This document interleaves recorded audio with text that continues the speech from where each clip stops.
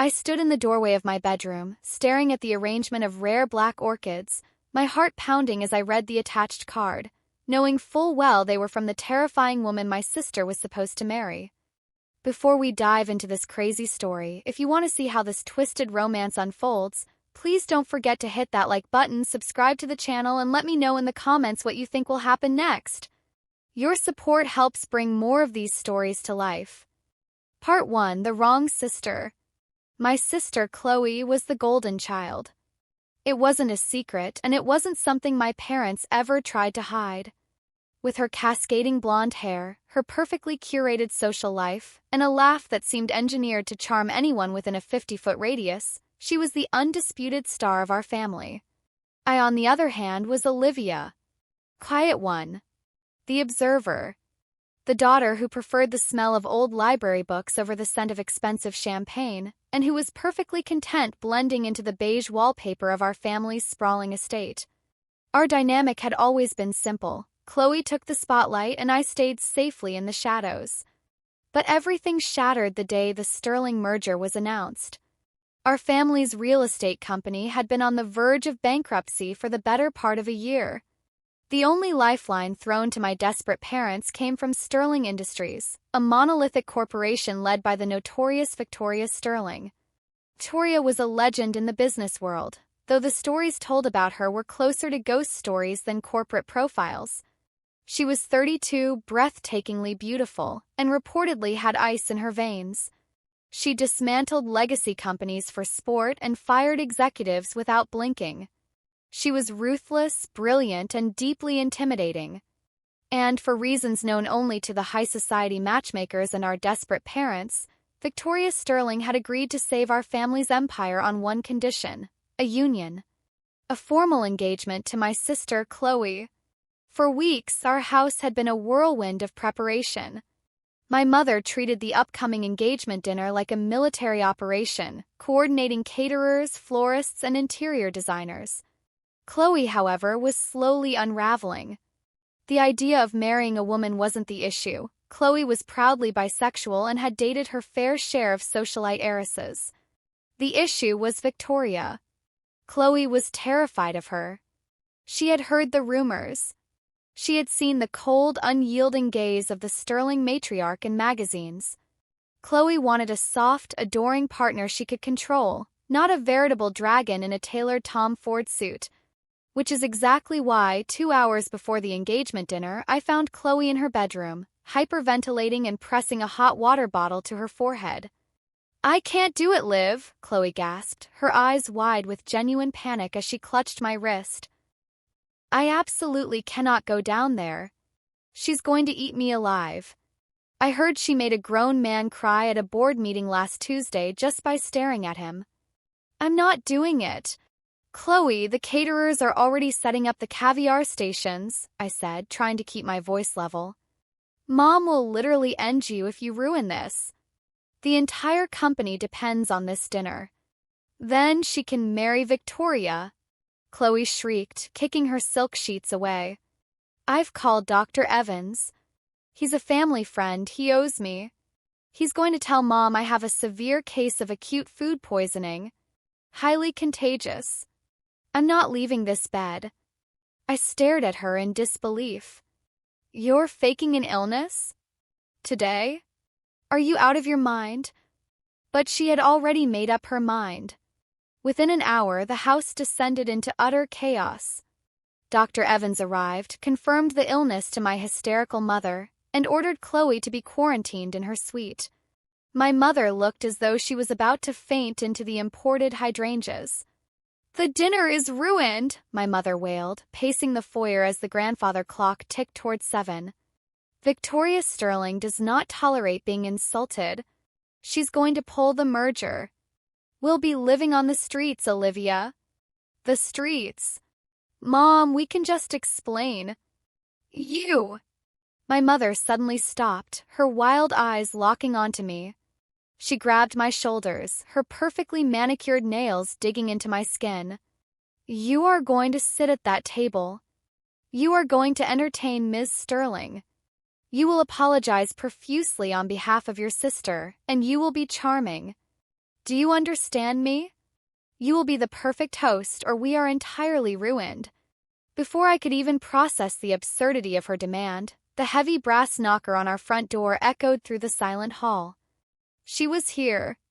The butler opened the door, and the air in the room seemed to immediately drop 10 degrees. Victoria Sterling stepped into the foyer, and every single rumor I had ever heard about her suddenly felt woefully inadequate. She was exceptionally tall, moving with a predatory grace that commanded absolute attention. She wore a bespoke, midnight blue velvet suit that hugged her sharp shoulders and accentuated her commanding presence. Her hair, as dark as a raven's wing, was swept back flawlessly, framing a face with high, aristocratic cheekbones and a jawline that could cut glass. But it was her eyes that stopped my breath entirely. They were a piercing, stormy gray, analyzing the room with calculating precision before landing squarely on my mother, and then on me. Mrs. Hayes, Victoria's voice was smooth, resonant, and laced with a quiet authority that vibrated through the floorboards. A pleasure? My mother practically tripped over herself. Miss Sterling. Welcome, welcome. Please come into the dining room. I have some terribly unfortunate news regarding Chloe, but please let us sit first. Victoria didn't blink. She merely gave a slow, measured nod and followed us into the grand dining room. I sat awkwardly across from her, my heart hammering furiously against my ribs. I felt entirely out of place in my simple, off-the-rack black dress, sitting across from a woman who looked like she owned the world and everything in it. As the first course was served, my mother stumbled through her rehearsed lie. She spoke of Chloe's sudden, devastating illness, the doctor's orders, and how absolutely heartbroken Chloe was to miss this momentous evening. Victoria listened in silence. She didn't touch her wine. She didn't touch her food. She just watched my mother with those intense, stormy eyes. When my mother finally ran out of breath, a heavy, suffocating silence fell over the table. Victoria reached for her crystal water glass, taking a slow sip before setting it down. Food poisoning, she repeated, the words rolling off her tongue with a subtle edge of mockery. How remarkably inconvenient. Yes, just tragic, my mother agreed nervously. Victoria shifted her gaze from my mother, slowly trailing her eyes across the long table until they locked onto mine. A shiver shot down my spine. Felt as though she was peeling back my skin and looking directly at my soul. And you are? Victoria asked, her voice dropping a fraction of an octave. Olivia, I managed to say, willing my voice not to tremble. Chloe's younger sister. Olivia, she tasted the name, her gaze trailing down to my hands, which were tightly clasped in my lap, and then back up to my face. Tell me, Olivia, is your sister truly confined to her bed, violently ill? Or did she simply lack the courage to sit across from me tonight? My mother gasped softly. Miss Sterling, I assure you. I was asking Olivia, Victoria interrupted, never breaking eye contact with me. Her tone wasn't loud, but it possessed an absolute chilling finality that silenced my mother instantly. For a moment, I considered lying. It was what I was supposed to do. It was what the quiet, obedient daughter was trained to do. But as I looked into Victoria Sterling's eyes, I saw a woman who despised cowardice. I saw someone who could spot a liar from a mile away. And suddenly, I was so tired of the charade. I was tired of covering for Chloe. I lifted my chin, squaring my shoulders as I held Victoria's terrifying gaze. She isn't sick, I said quietly, the words hanging in the air like a dropped grenade. Olivia, my mother hissed, horrified. I ignored her, keeping my eyes on the billionaire across from me. She's terrified of you. She faked the illness because she's scared of what you represent, and she didn't have the nerve to tell you herself. I apologize for the wasted evening, Miss Sterling. The dining room fell so silent you could hear a pin drop. My mother looked like she was about to go into cardiac arrest. I braced myself for the explosion. I waited for Victoria to stand up, throw her napkin on the table, cancel the merger, and destroy my family's legacy with a single phone call. Instead, something entirely unexpected happened. The corner of Victoria's perfectly painted red lips twitched. It was tiny, barely perceptible, but it was there. A smirk. "Honesty," Victoria murmured, leaning back in her chair, observing me with a newfound, burning curiosity. "A rare commodity in this house, it seems. You have a spine, Olivia Hayes. I wasn't expecting that." She didn't stay much longer after that. The dinner concluded in agonizing tension, and Victoria departed with the same chilling grace she had arrived with, offering no promises about the merger and no words of comfort to my distraught mother. As soon as the door closed, my mother erupted, screaming that I had doomed us all. I fled upstairs, locking myself in my bedroom, my heart racing, feeling the phantom heat of Victoria's gaze still burning into my skin. I assumed it was over. I assumed tomorrow would bring the news of our absolute ruin. But 2 hours later, there was a sharp knock on my bedroom door. I opened it to find our butler holding a massive, extravagant arrangement of rare, midnight black orchids. They were the most beautiful, exotic things I had ever seen. "For Chloe?" I asked, a bitter taste in my mouth. "No, Miss Olivia," the butler replied, holding them out to me. "These are explicitly for you." Frowning, I took the heavy vase into my arms and carried them to my desk.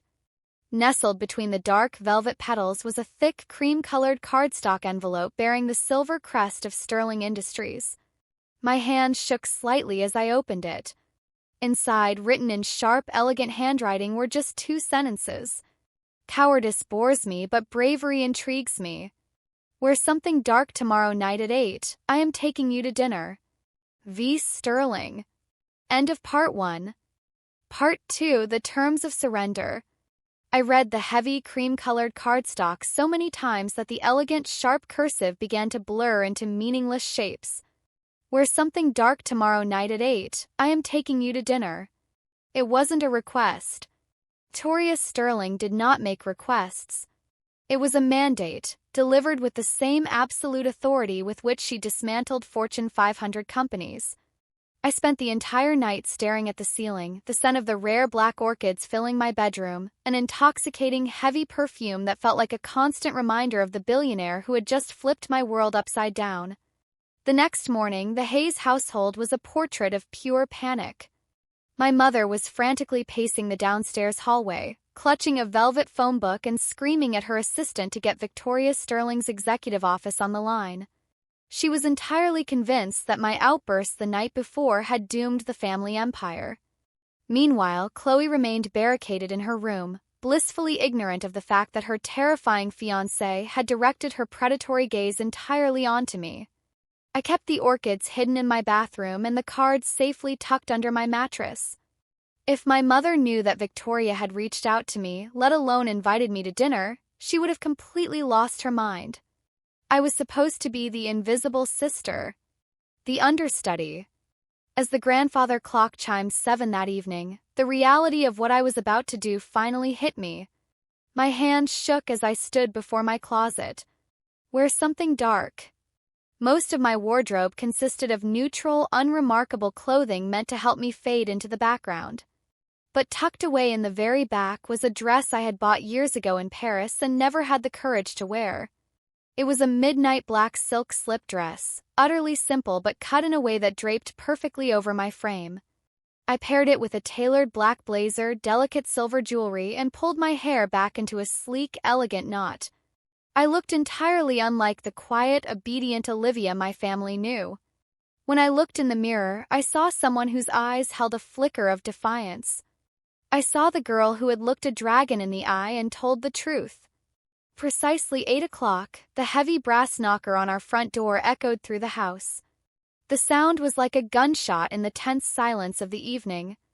"Don't answer it," my mother hissed from the top of the stairs, clutching her silk robe. "If it's the press, tell them Chloe is in a coma.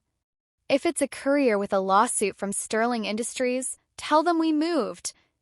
I ignored her, my heart hammering a frantic rhythm against my ribs as I walked past our bewildered butler and pulled the heavy oak door open myself. Victoria stood on the porch, bathed in the soft glow of the gas lanterns. If she looked intimidating yesterday, tonight she was downright lethal. She wore a tailored charcoal gray suit with a black silk shirt unbuttoned perfectly at the collar. The sharp lines of her outfit contrasted with the soft, dangerous smirk playing on her lips as her stormy gray eyes swept over me, taking in the black silk of my dress. "Punctual," Victoria murmured, her voice a low, resonant hum that sent a shiver straight down my spine. "And you followed instructions. I appreciate that, Olivia." "Miss Sterling," I breathed, trying to keep my voice steady. "Victoria," she corrected smoothly, stepping slightly closer. The faint, expensive scent of bergamot and cedar washed over me. "Are you ready?" Before I could answer, a horrified gasp echoed from the staircase. My mother stood there, her face devoid of all color, staring at Victoria and then at me in my evening wear. "Miss Sterling," my mother practically choked, scrambling down the stairs. What a surprise. "We weren't expecting you. And Olivia, why are you dressed like that? Where are you going?" Victoria didn't even turn her head to acknowledge my mother immediately. She kept her piercing gaze locked onto mine for a long, agonizing moment before slowly pivoting to face the matriarch of our family. Temperature in the room plummeted. "Mrs. Hayes," Victoria said, her tone devoid of the slight warmth she had just shown me. "I am taking your daughter to dinner." To dinner?" my mother stammered, her eyes darting between us wildly. "But Chloe is still dreadfully ill. She cannot possibly leave her bed." "I was not referring to Chloe," Victoria interrupted, her voice slicing through my mother's panic like a diamond-edged blade. "Chloe does not interest me. I am taking Olivia to dinner. Have her home at a reasonable hour or don't. That is entirely up to us. Good evening, Mrs. Hayes." Without waiting for a response, Victoria placed a warm, firm hand on the small of my back, guiding me out the door and leaving my mother paralyzed with shock in the foyer. Touch of her hand through the thin silk of my dress felt like an electric shock. A sleek black Maybach was idling in our circular driveway, the back door already held open by a stoic driver. Victoria guided me inside, sliding into the luxurious leather seat next to me. The heavy door clicked shut, sealing us in a private, quiet world of tinted glass and ambient lighting. As the car glided down the driveway and onto the street, the silence between us stretched. It wasn't an awkward silence. It was heavy, calculated, and deeply observant. I could feel Victoria's eyes on me in the dim light. "You're nervous," she observed, her tone conversational but sharp. "I'm in a car with a woman who can destroy my family's entire lineage with a single text message," I replied, staring straight ahead at the privacy partition. "Forgive me if my pulse is a little high." A soft, genuine chuckle escaped Victoria's lips. It was a beautiful sound, low and rich, and it completely caught me off guard. "There is that spine again. I must admit, Olivia, when your parents came to me begging for a bailout, I had my team do a full background check on the Hayes family. The dossier on Chloe was 50 pages long. Parties, scandals, a desperate need for attention." Victoria shifted closer, the space between us shrinking. "Your dossier, however, was barely a page. Olivia Hayes. Top of her class in architecture, quiet, stays out of the press, spends her weekends reading. A ghost in her own home. I assumed you were just collateral damage in your parents' desperate games." I swallowed hard, finally turning to look at her. "And now?" Victoria's eyes darkened, locking onto mine with an intensity that made it difficult to breathe. "Now I realize my intelligence team made a fatal error. They missed the most interesting person in the entire Hayes family. We arrived at an unmarked, discreet building in the heart of the city's financial district. There was no sign, no valet, just a heavy iron door that opened immediately upon our approach. The maitre d' bowed deeply, escorting us to a private, dimly lit alcove at the back of the restaurant, enclosed by velvet curtains. There were no menus. The staff simply began bringing out courses of exquisite, impossibly complex dishes and pouring vintage wine. "Why did you agree to marry Chloe?" I asked, deciding to abandon pleasantries. If I was going to play this game with a billionaire predator, I needed to know the rules. You don't need our company. Sterling Industries is a global powerhouse. My family's real estate firm is barely a footnote. Victoria took a slow sip of her wine, observing me over the rim of the crystal glass. Perception, Olivia. The board of directors at Sterling Industries is overwhelmingly conservative, older men. They view me as a ruthless machine, a rogue entity. They have been pressuring me to settle down to present a stable, family-oriented image to our investors. She set the glass down, her gaze never leaving mine. I needed a wife. But I refused to marry someone who wants to meddle in my affairs or challenge my authority in the boardroom. I needed a pretty, vapid accessory who would smile for the cameras, spend my money, and stay out of my way. Chloe fit the bill perfectly. The cold, clinical way she spoke about my sister made my stomach twist, yet I couldn't look away from her. But she failed the very first test, Victoria continued, her voice dropping to a dangerous whisper. She cowers. She hides. I can deal with a superficial partner, but I absolutely despise a coward. When you looked me in the eye yesterday and told the truth, knowing the wrath it would bring upon you, you changed the terms of the deal, Olivia. Changed them how?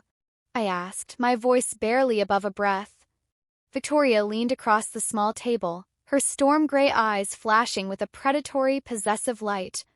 The scent of her perfume wrapped around me, intoxicating and overwhelming. I am still going to save your family's company, Victoria said softly, her gaze dropping to my lips for a split second before rising back to my eyes. I will sign the merger tomorrow morning. The Hayes legacy will be untouchable. I felt a wave of relief, but it was instantly crushed by the heavy, hanging silence that followed. I knew there was a catch. There was always a catch with a Sterling. In exchange for what? I asked. Victoria's smirk returned, sharper and more dangerous than before. She reached across the table, her cool fingers gently tracing the line of my jaw, sending a shockwave of electricity straight to my core. In exchange for you, Olivia. End of part 2. Part 3, the signature.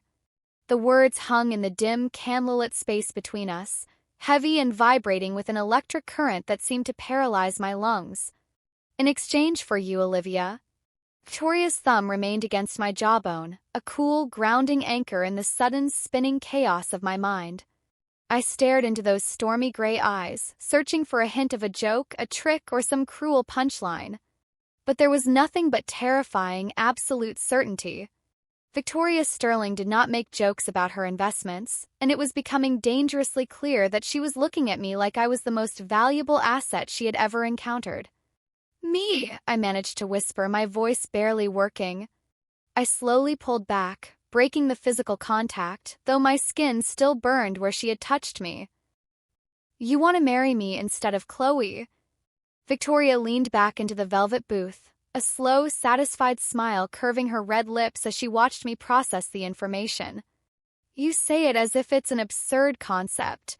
It is an absurd concept, I shot back, the shock finally giving way to a surge of adrenaline. You don't know me. I am a 23-year-old architectural draftswoman who spends Friday nights reading historical nonfiction.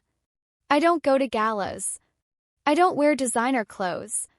I don't know how to smile for the paparazzi, and I certainly don't know how to be a corporate trophy wife. Exactly, Victoria said, leaning her elbows on the table and lacing her long fingers together. Do you think I want a trophy wife? I am Victoria Sterling. I am surrounded by people who nod at my every word, who laugh at unfunny jokes, and who cower when I walk into a room. Chloe would have been a compliant accessory, yes. But after meeting you, the idea of spending the rest of my life with someone who is terrified of me sounds exceptionally tedious. She reached for her wine glass again, the candlelight catching the sharp angles of her face. I need someone with grit. Someone who isn't blinded by the Sterling name. You looked me dead in the eye and told me the truth, fully expecting me to ruin your family as a consequence. That level of loyalty, that level of bravery? You can't buy that, Olivia. Not even with my money. My heart pounded furiously against my ribs. So what? You just swap sisters? Like returning a defective pair of shoes to a department store? I prefer to think of it as upgrading my portfolio, Victoria replied smoothly, entirely unbothered by my rising temper. The terms remain exactly the same for your parents. The Sterling Hayes merger goes through. Your family's debt is completely wiped out. Your parents maintain their lavish lifestyle, and their legacy is preserved. The only amendment to the contract is the name of the bride. And if I say no? I challenged, lifting my chin. If I tell you to walk away? Temperature in the alcove seemed to drop. Victoria's gaze darkened, the playful amusement vanishing, replaced by the ruthless CEO who had conquered the financial world. If you say no, I walk away. The merger is cancelled. Your parents declare bankruptcy by Friday, the estate is seized by the bank, and the Hayes family name becomes a cautionary tale in the Wall Street Journal. She let the reality of her words sink in before her expression softened, just a fraction. But you won't say no, Olivia. 'Cause you are the one who actually cares about your family despite how terribly they treat you. You've spent your whole life cleaning up Chloe's messes. This is just one more mess to clean. It was a brutal, ugly truth, and hearing it spoken aloud by a virtual stranger felt like a slap to the face. I wanted to scream at her. I wanted to throw my napkin on the table and storm out into the night. But as I looked at Victoria, I realized something terrifying.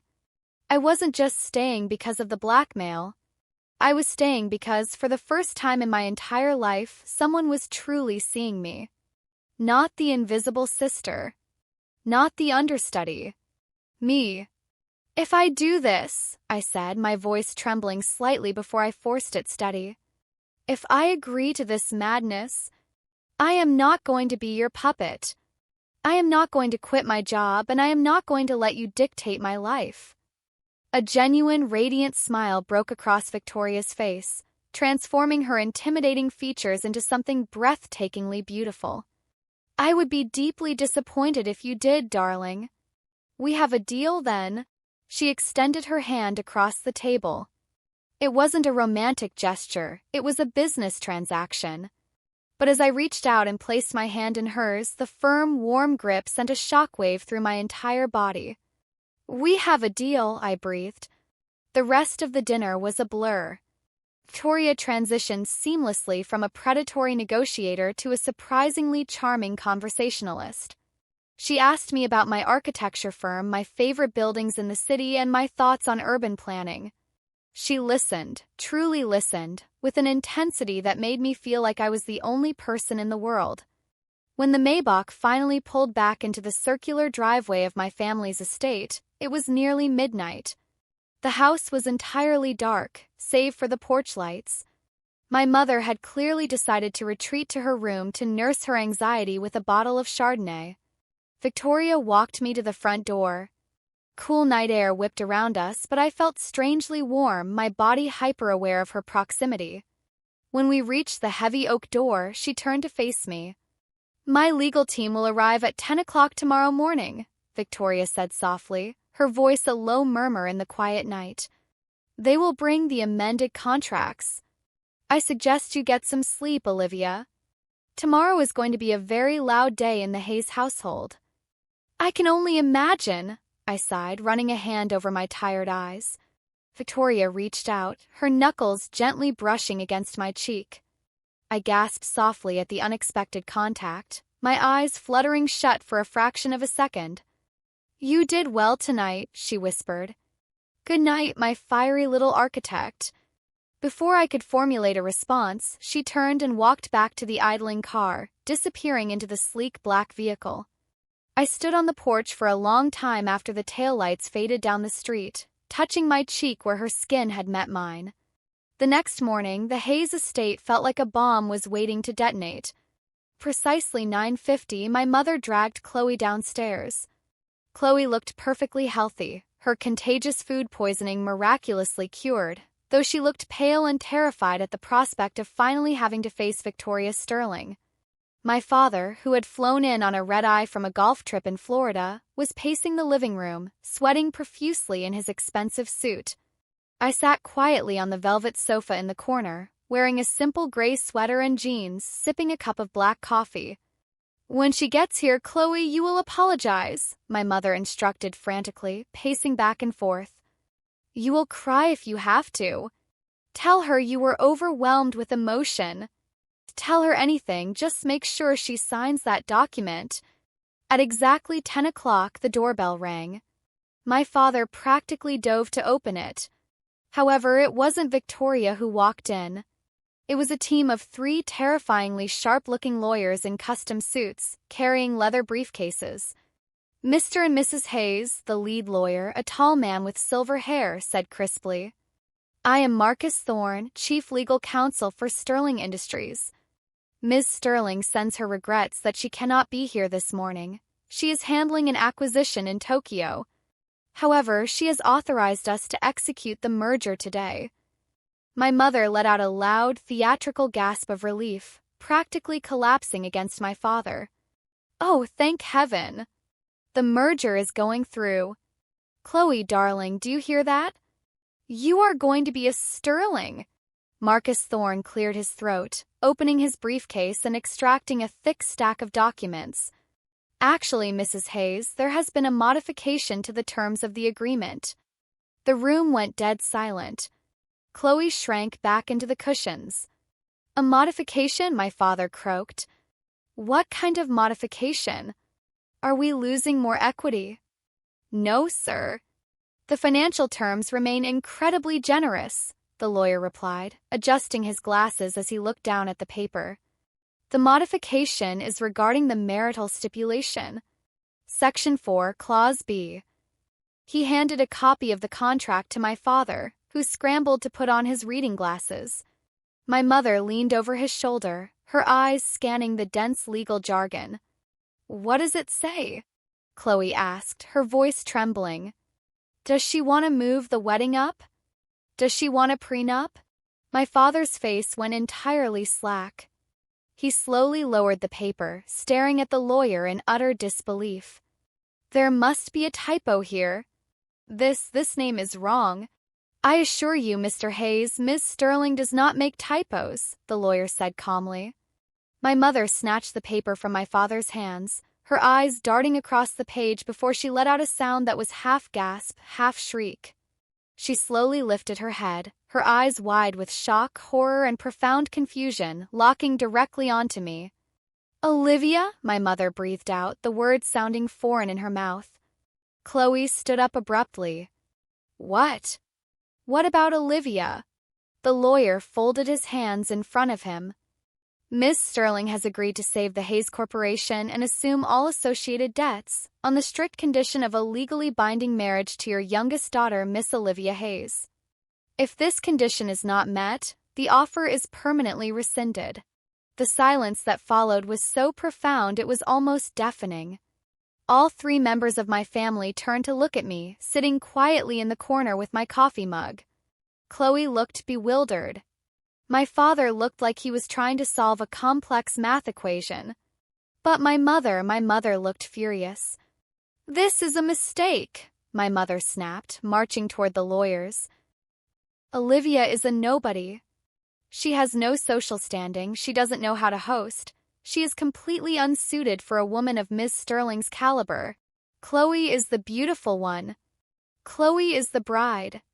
"Miss Sterling was very explicit, ma'am," Marcus Thorne replied, entirely unfazed by my mother's hysterics. "It is Olivia or it is bankruptcy." "I accept the terms," I said loudly, my voice ringing out clearly in the large room. I stood up, placing my coffee mug on the side table, and walked over to the lawyers. I didn't look at my parents. I didn't look at Chloe. I reached into the breast pocket of Marcus Thorne's suit, smoothly pulling out his expensive silver fountain pen. My hands didn't shake as I flipped to the back page of the contract. I felt the weight of my family's stunned gazes on my back. I felt the decades of being ignored, of being pushed aside, of being told I wasn't good enough, suddenly evaporating into the heavy morning air. With a firm, decisive stroke, I signed my name on the dotted line. Olivia Hayes. The future Mrs. Victoria Sterling. End of Part 3. Part 4, the Sterling Penthouse. The sharp scratch of the fountain pen against the thick ivory parchment seemed to echo in the vast, suffocating silence of the living room. As I lifted the pen, leaving my signature drying in bold, black ink, the reality of what I had just done settled into my bones. The invisible, quiet daughter was dead. In her place stood a woman who had just sold her future to a billionaire in exchange for her family's survival. Marcus Thorne, the lead lawyer, carefully retrieved the document, inspecting the signature with a clinical, satisfied nod. He slid the contract back into his leather briefcase, the metallic click of the latch snapping the rest of my family out of their paralytic shock. "Are you insane?" my mother shrieked, the sound tearing through the room like shattered glass. She lunged forward, grabbing my arm and digging her manicured nails into my skin. "What did you just do, Olivia? You are not equipped for this. You are going to humiliate us on a global scale. Miss Sterling is going to realize she made a mistake, she'll divorce you, and will be the laughingstock of the elite." I looked down at her hand on my arm, feeling a strange, icy calm wash over me. For 23 years, I had shrunk away from her anger. I had made myself small to avoid her sharp tongue and her constant, crushing disappointment. But as I looked at her now, I didn't feel small anymore. I belonged to Victoria Sterling now, and somehow that terrifying fact gave me an armor I had never possessed. "Let go of me, Mother," I said, my voice low, steady, and devoid of any warmth. My mother blinked, genuinely taken aback by the glacial tone of my voice. Her grip loosened just enough for me to pull my arm away. I took a step back, addressing the room at large. "I just saved this family," I stated, locking eyes with my father, who was wiping sweat from his brow with a silk handkerchief. "I saved the company. I saved the estate. You get to keep your country club memberships, your imported cars, and your precious social standing. In return, I am leaving. You will not interfere with my life, and you will not contact Victoria unless it is strictly business. Do we understand each other?" "Liv, please," Chloe whimpered from the sofa, looking entirely overwhelmed. "You don't have to do this for me. She's a monster, Liv. You don't know what she's capable of." "I am not doing this for you, Chloe," I replied, the truth of the words surprising even me. "I am doing this because, for the first time in my life, someone actually asked for me." Without waiting for another word of protest or dramatic hysterics, I turned on my heel and walked out of the living room. Packing my life into suitcases took less than an hour. I didn't have much. While Chloe's room was a sprawling, chaotic explosion of designer gowns, jewelry, and shoes, mine was a modest collection of comfortable clothes, architectural sketchbooks, and hardback novels. I left the expensive gowns my mother had forced me to buy for family portraits. I only packed the things that were truly mine. As I zipped up my second duffel bag, there was a polite knock at my open bedroom door. It was Thomas, our elderly butler, holding a sleek silver tablet. "Miss Olivia," Thomas said gently, his eyes crinkling with a mixture of sadness and deep respect. "There is a car waiting for you downstairs. Miss Sterling's office sent over a schedule." I took the tablet from him. On the screen was a meticulously organized itinerary. 12 p.m. relocation to the Sterling Penthouse. 3 p.m. fittings with the styling team. 7 p.m. Victoria's return from Tokyo. I traced the name Victoria on the screen, a flutter of nervous anticipation twisting in my stomach. "Thank you, Thomas. For everything. You are stronger than they know, Miss Olivia," the old man whispered, offering a rare, genuine smile. Give them hell. The drive to the financial district was a blur.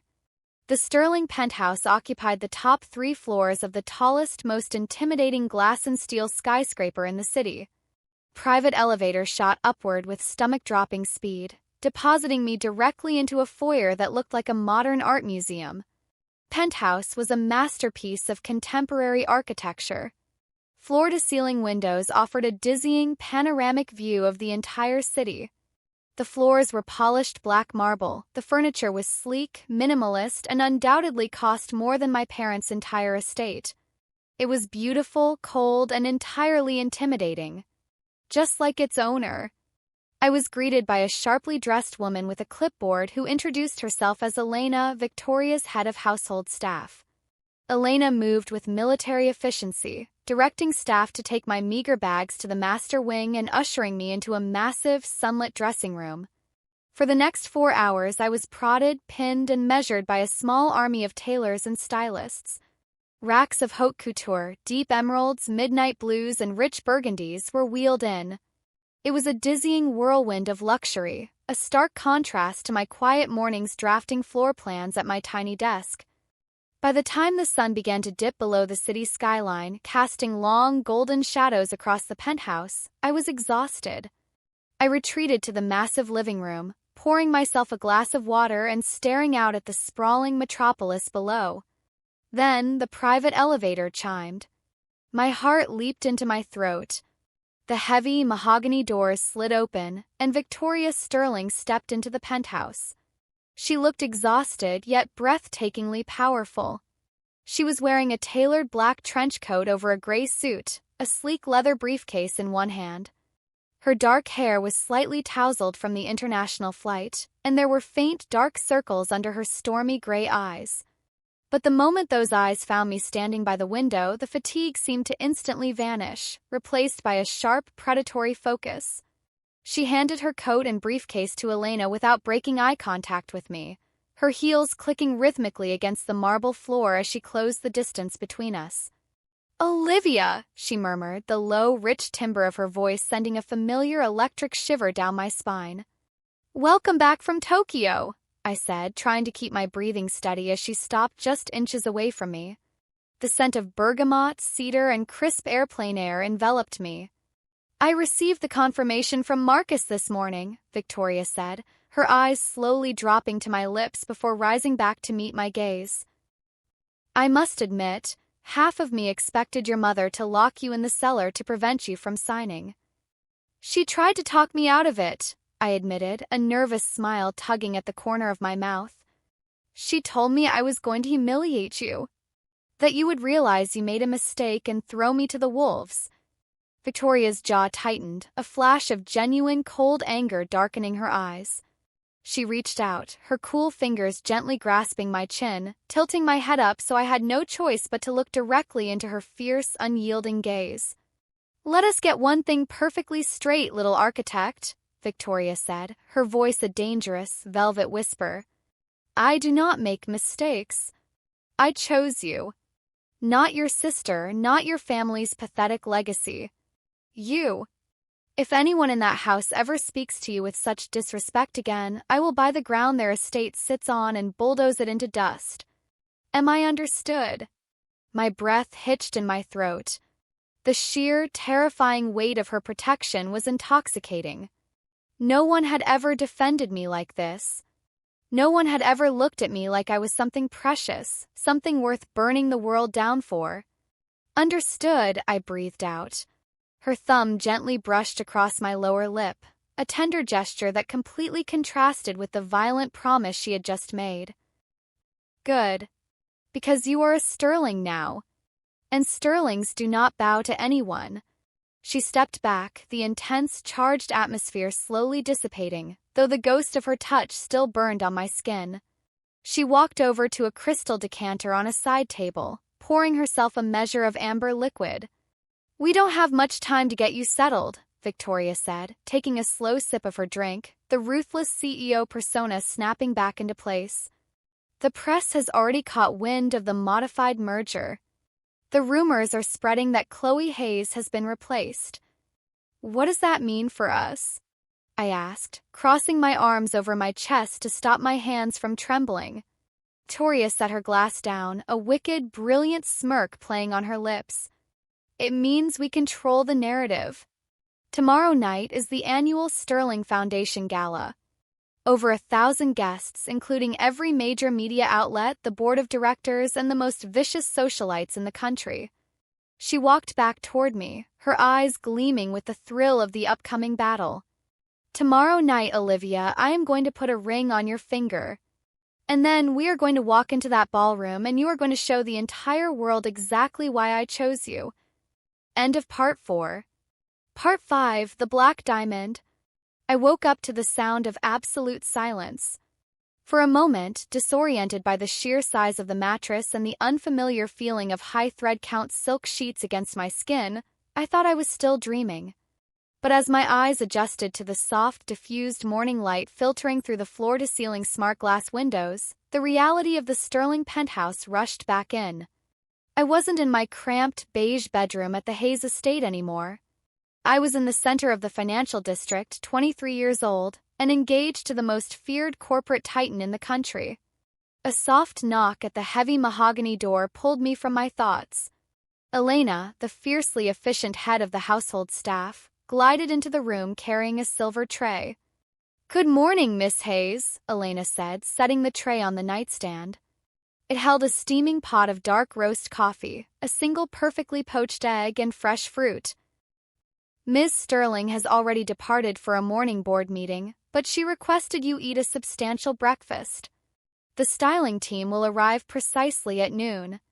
You have a very long day ahead of you." "Thank you, Elena," I murmured, sitting up and pulling the heavy duvet around my shoulders. "There is also this," Elena added, her professional demeanor cracking just a fraction to reveal a polite, knowing smile. She reached into the pocket of her blazer and produced a sleek, square box made of matte black velvet. She placed it right next to my coffee cup. "Miss Sterling instructed me to ensure you opened this before the stylists arrived. I will leave you to it." With a crisp nod, Elena exited the room, leaving me alone with the small, ominous box. I stared at it for a long time. My heart fluttered with a mixture of dread and exhilarating anticipation. Slowly, I reached out, my fingers trembling slightly as they brushed the soft velvet. I pressed the small silver latch, and the lid popped open with a quiet click. I gasped. Nestled in the center of the black satin interior was not a traditional, sparkling white diamond. It was a massive emerald-cut black diamond, flanked by 2 sharp, angular white diamonds, all set in a heavy platinum band. It was breathtaking, unconventional, and entirely intimidating. It looked like a weapon as much as it looked like a piece of jewelry. It looked exactly like something Victoria Sterling would give to the woman she intended to conquer the world with.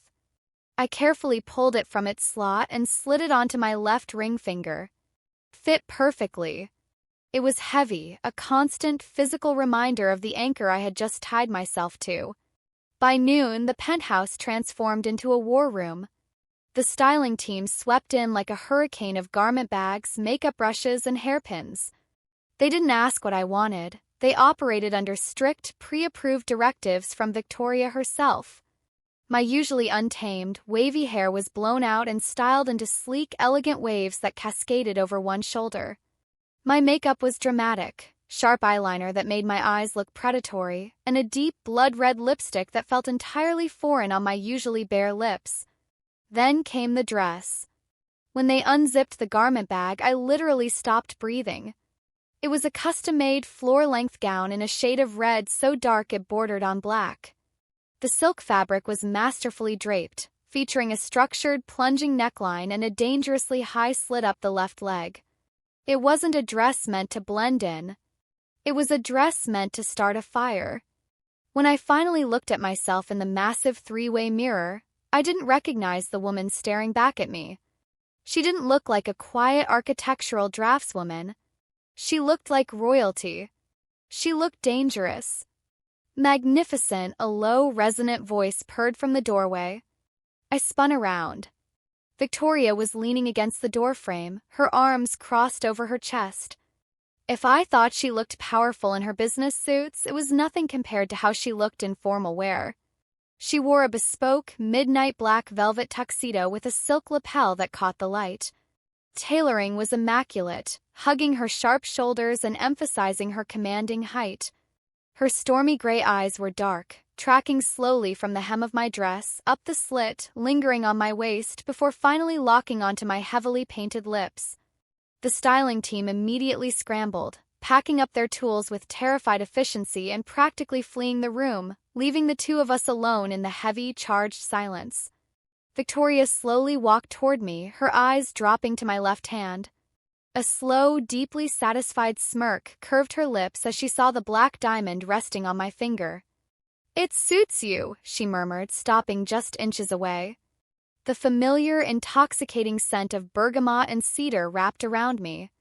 "It's heavy," I whispered, looking down at the stone. "So is my name," Victoria replied smoothly. She reached out, her cool fingers lightly tracing the bare skin of my collarbone, sending a violent shiver down my spine. "Tonight, the world is going to look at you, Olivia. They are going to search for a weakness. They are going to try to figure out why the ruthless Victoria Sterling discarded the beautiful, popular Chloe Hayes for the invisible younger sister. Do not let them see you bleed." I met her gaze, the intense proximity making my pulse roar in my ears. "I won't." "Good." She stepped back, offering me her arm. "Then let us go face the wolves." The ride to the Sterling Foundation Gala was an exercise in sensory overload. The moment our limousine pulled up to the grand entrance of the Metropolitan Museum, a blinding barrage of flashbulbs erupted. The roar of the paparazzi was deafening, a chaotic chorus of reporters screaming Victoria's name. "Keep your head high."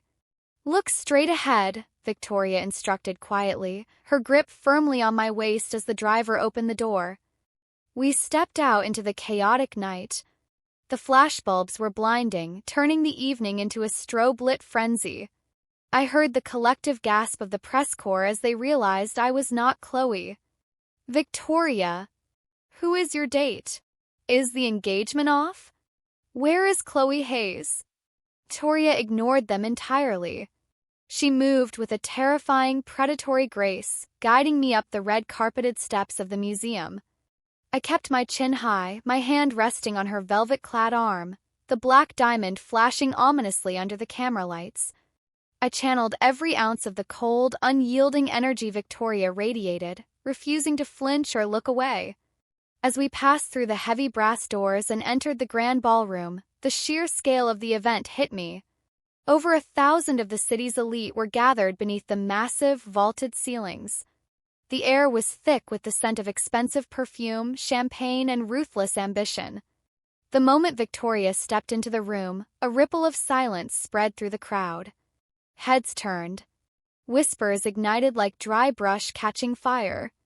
The stares were heavy, calculating, and dripping with judgment. I could practically hear the gears turning in their heads as they scrutinized me. Victoria led me straight toward the center of the room, parting the crowd like the Red Sea. We were immediately intercepted by a small, intimidating group of older men holding scotch glasses. I recognized them instantly from the financial papers I occasionally read. The Sterling Industries Board of Directors. Victoria, the oldest man, a silver-haired shark named Arthur Pendleton, said, his smile tight and his eyes cold. "We were expecting you to arrive with your fiancée, Miss Chloe Hayes. I see you've brought a different accessory tonight." Arthur's gaze shifted to me, raking over my dress with a deeply patronizing smirk. "And who might this be? An assistant?" Victoria's grip on my waist tightened, but before she could unleash the verbal slaughter I knew she was preparing, I stepped forward. I refuse to be a silent prop in this war. "I am Olivia Hayes," I said, my voice cutting through the ambient noise of the ballroom, crisp and steady. "And I am not an accessory, Mr. Pendleton. I am Victoria's fiancé." Arthur blinked, clearly taken aback by my tone. "A Hayes? Fascinating. I wasn't aware Chloe had a sister. What do you do, Olivia? Plan charity luncheons? Shop?" "I am an architect," I replied smoothly, meeting his condescending gaze with a cool smile. "Actually, I've been studying your recent acquisition of the waterfront properties in the Harbor District. A bold move, considering the structural instability of the bedrock in that specific sector.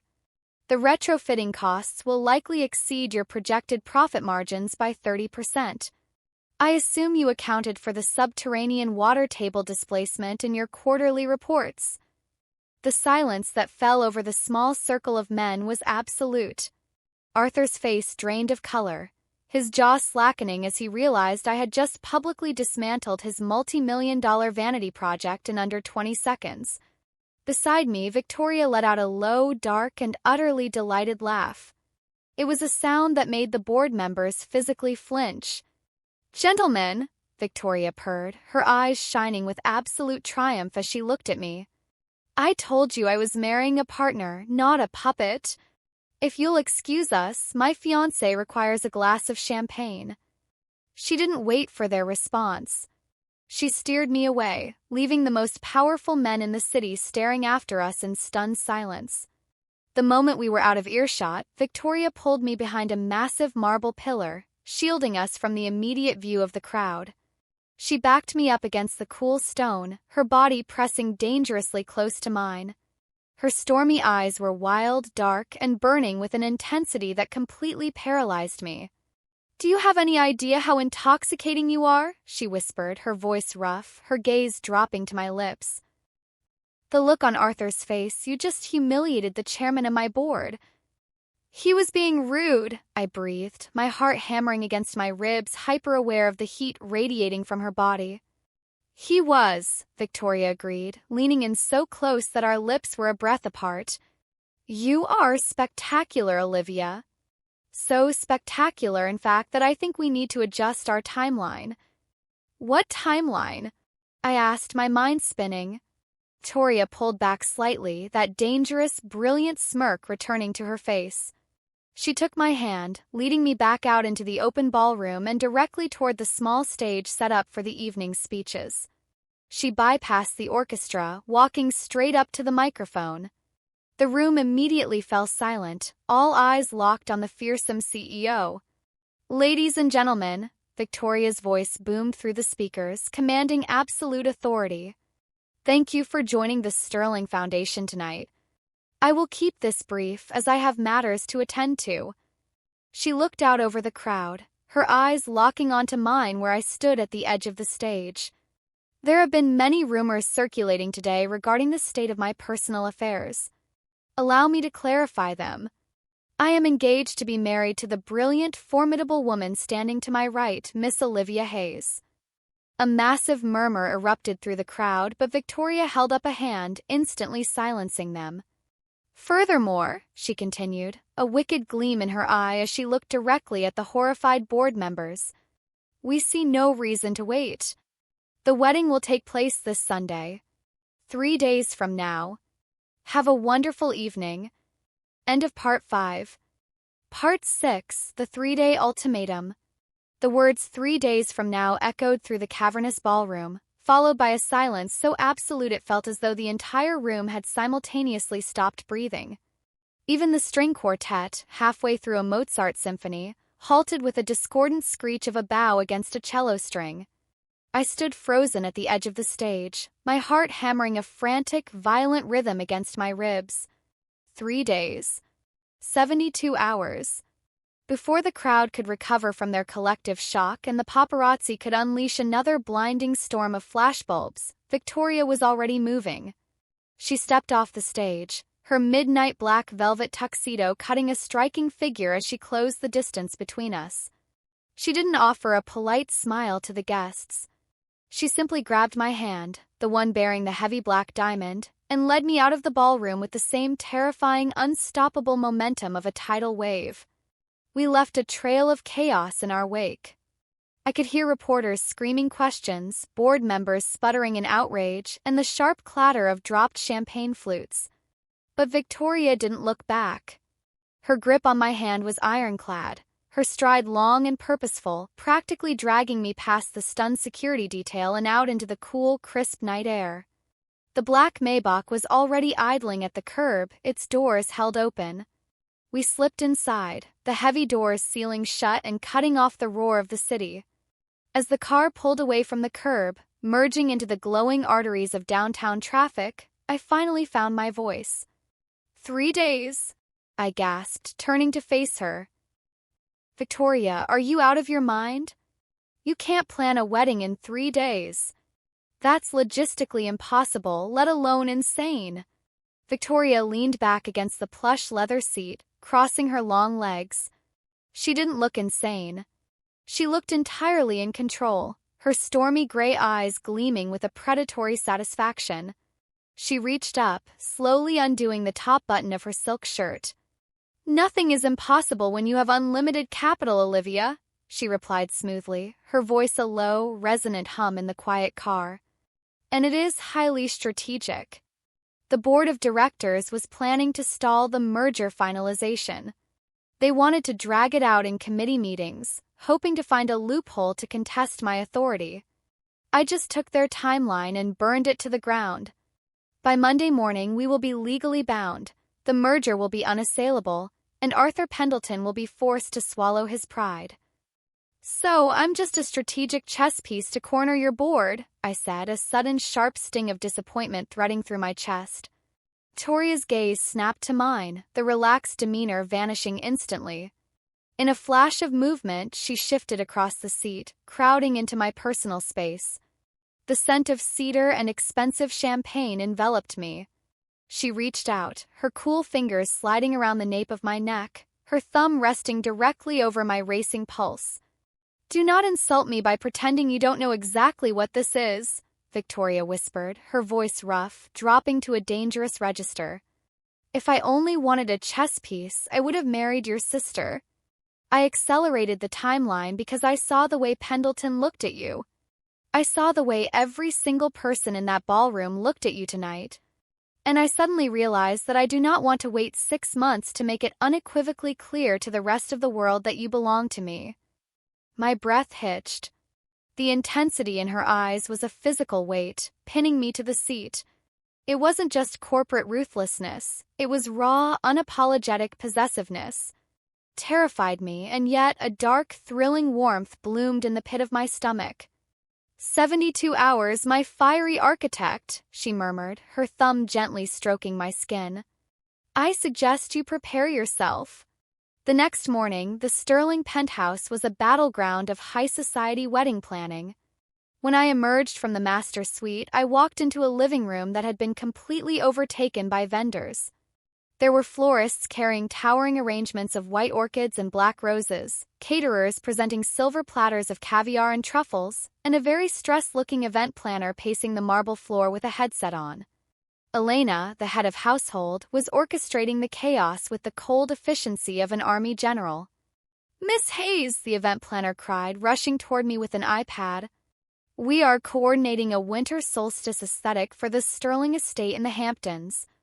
We need your approval on the linen textures, the champagne vintage, and the string quartet repertoire. Ms. Sterling has given us an unlimited budget, but time is of the essence." For the next 4 hours, I was caught in a hurricane of decisions. I tasted cakes, touched silks, and approved lighting schematics. It was overwhelming, but underneath the panic, my architectural brain took over. I treated the wedding like a high-stakes design project, snapping out decisions with a decisiveness that surprised even me.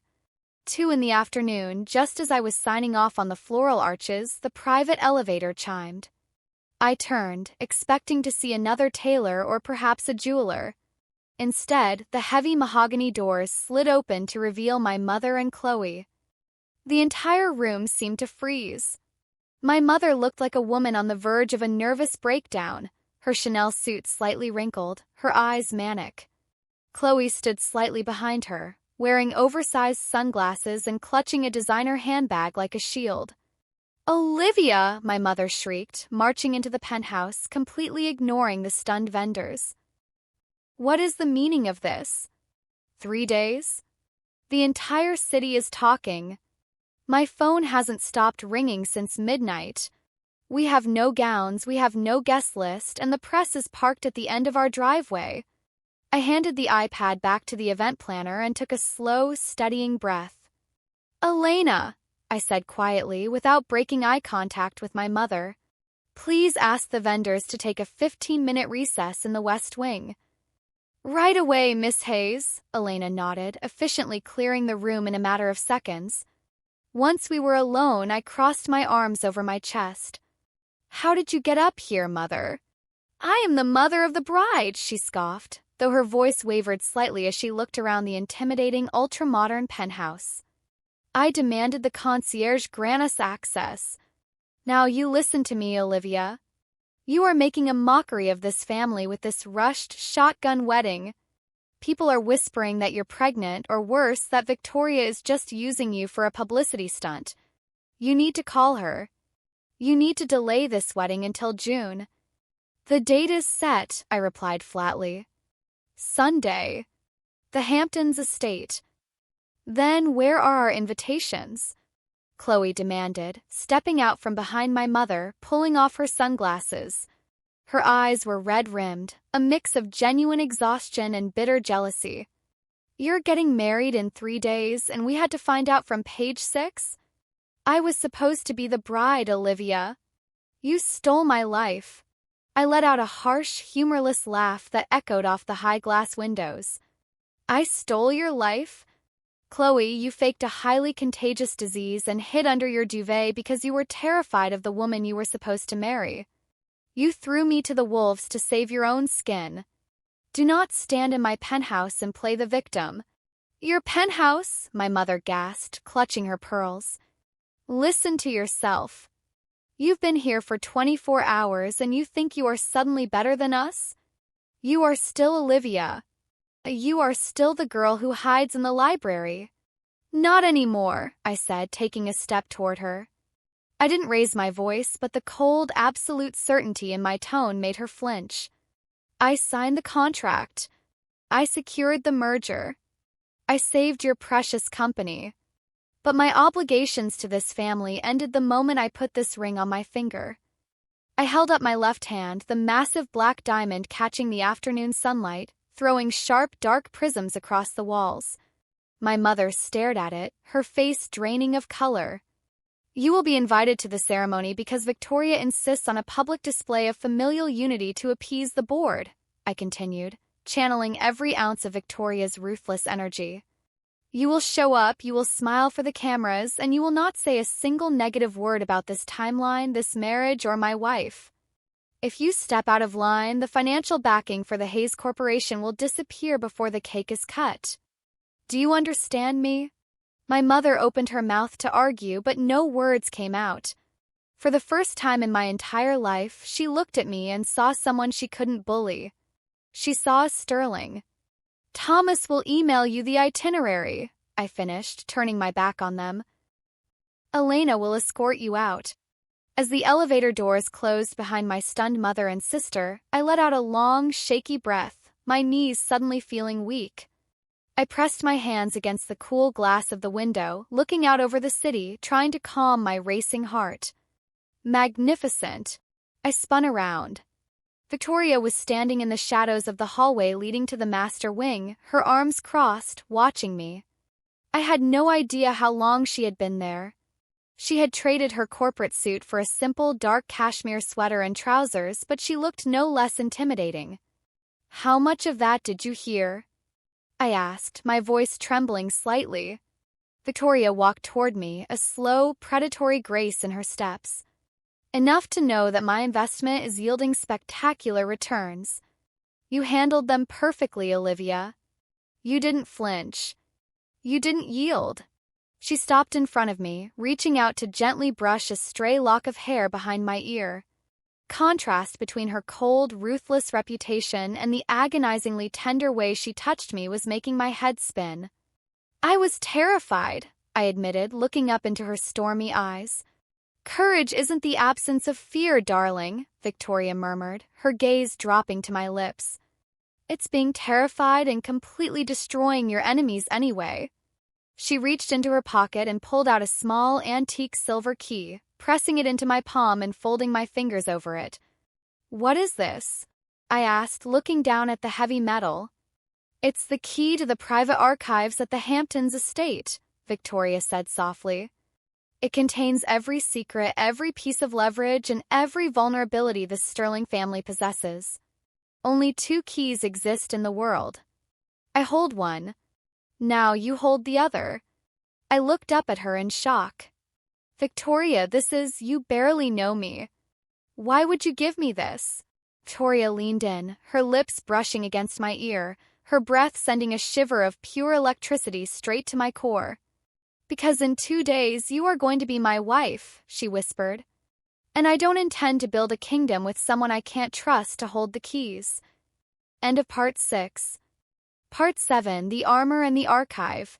The journey to the Sterling estate in the Hamptons was not taken by car, but by a sleek, matte black private helicopter. As we soared over the jagged coastline, the dying sun painted the ocean in bruised shades of purple and gold. I sat by the window, the heavy black diamond on my finger catching the fading light, while Victoria sat across from me, intensely focused on a glowing tablet. She had barely spoken since she gave me the silver key, but the silence between us wasn't cold. It was heavily charged, thick with an unspoken understanding that the ground beneath our feet had fundamentally shifted. I was no longer a pawn in a corporate bailout. I was a fully initiated partner in the Sterling Empire. When the helicopter banked, Sterling Manor finally came into view. To call it a house was a gross understatement. It was a sprawling, monolithic fortress of dark stone and sheer glass, perched aggressively on the edge of a jagged cliff overlooking the turbulent Atlantic Ocean. It looked ancient and modern all at once, a physical manifestation of Victoria herself. The moment the landing skids touched down on the manicured helipad, the chaos resumed. The estate was buzzing with hundreds of staff members, florists, and security personnel, all scrambling to execute a royal-scale wedding in under 48 hours. Elena, ever the stoic general, whisked me away to the East Wing, a massive suite with panoramic views of the ocean. "The rehearsal dinner begins at 8 o'clock, Miss Hayes," she informed me, consulting her immaculate clipboard. "It is an intimate gathering.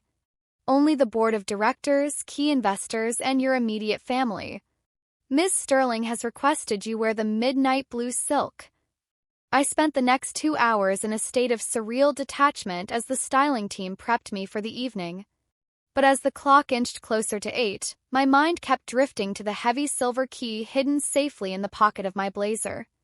Contains every secret, every piece of leverage, and every vulnerability the Sterling family possesses. I couldn't wait. With 30 minutes to spare before the dinner, I slipped out of my suite. The hallways of Sterling Manor were dimly lit and quiet, heavily guarded by discreet security personnel who merely nodded as I passed. I found the heavy oak door tucked away in the subterranean level of the manor, exactly where Victoria's encrypted message had indicated.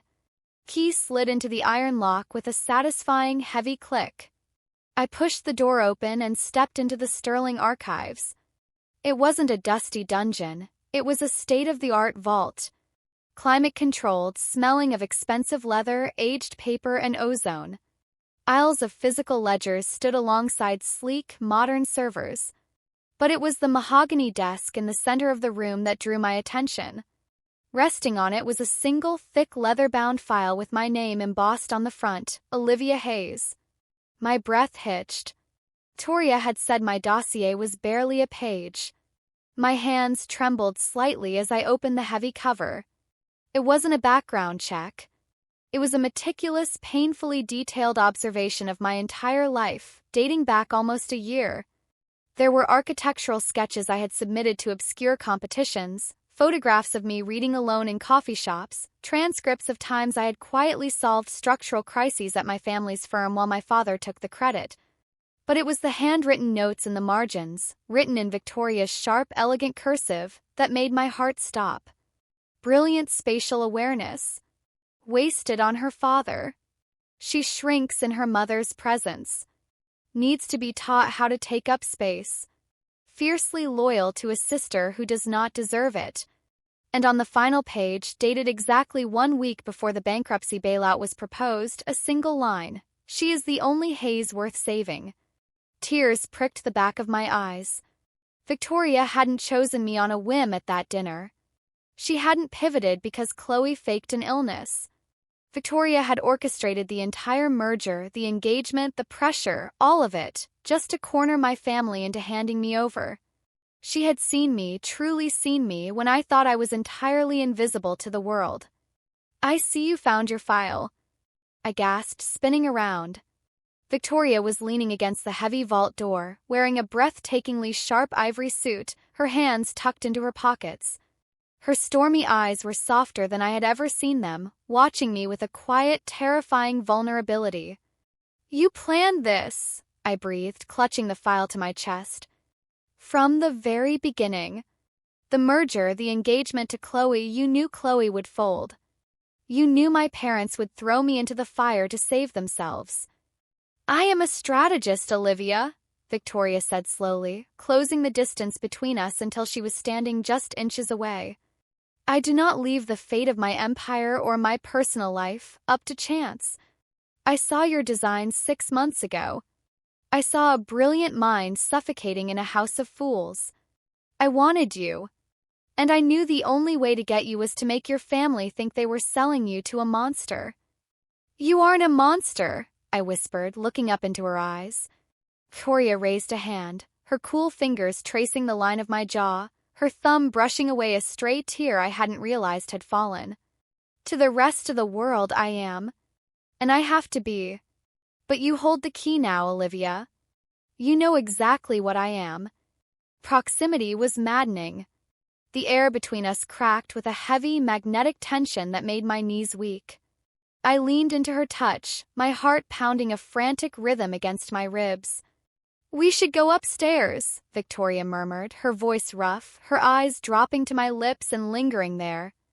"Arthur Pendleton is waiting, and I am highly anticipating watching you tear him to pieces."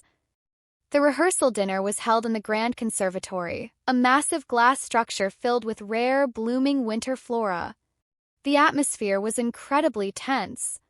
My parents and Chloe sat at the far end of the long mahogany table, looking utterly terrified and out of place among the billionaire investors and the ruthless board of directors.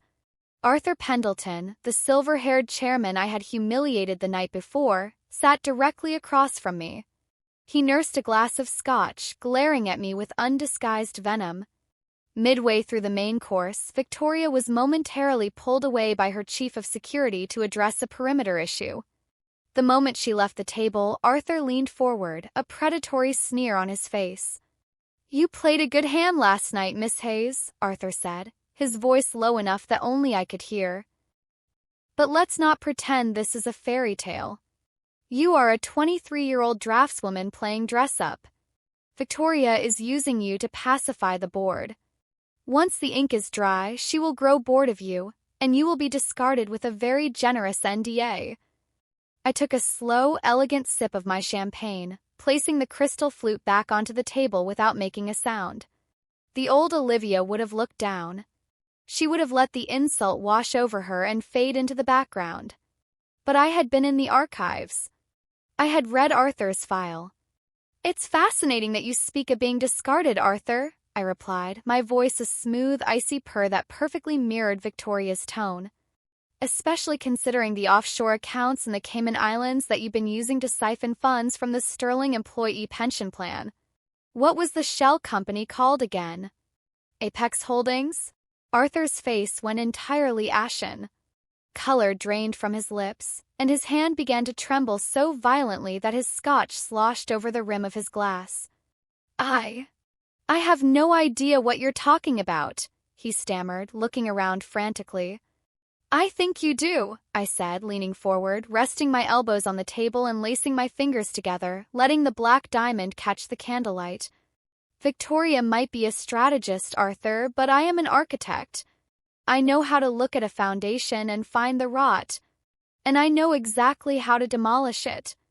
So if you ever speak to me with anything less than absolute respect again, I will not just ruin your career. I will ensure you spend the rest of your life in a federal penitentiary. Do we have an understanding?" Arthur swallowed hard, a bead of sweat rolling down his temple. He slowly, shakily nodded his head. "Excellent," I smiled warmly, leaning back in my chair just as Victoria returned to the table. She took her seat next to me, immediately noticing Arthur's pale, terrified complexion. She looked at him, then turned her stormy gray eyes to me, an unspoken question hanging in the air. I merely picked up my champagne flute and offered her a tiny, wicked smirk. Victoria let out a low, dark chuckle that sent a shiver straight down my spine. Under the cover of the heavy linen tablecloth, she reached over and rested her hand firmly on my thigh, her thumb lazily stroking the silk of my dress. "Remind me never to make an enemy of you, my beautiful architect," she whispered, her breath warm against my ear. "You couldn't if you tried," I murmured back, the warmth of her hand radiating through my entire body. The rest of the dinner was a triumph. The board members, taking Arthur's terrified silence as a cue, treated me with cautious, fearful reverence. My family remained silent, finally realizing the sheer magnitude of the power I now wielded.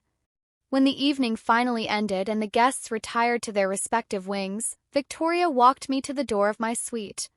Quiet of the manor settled around us, thick and anticipatory. Tomorrow was Sunday. Tomorrow there was no turning back. Victoria stood in the doorway, the soft light of the hallway casting beautiful, sharp shadows across her face.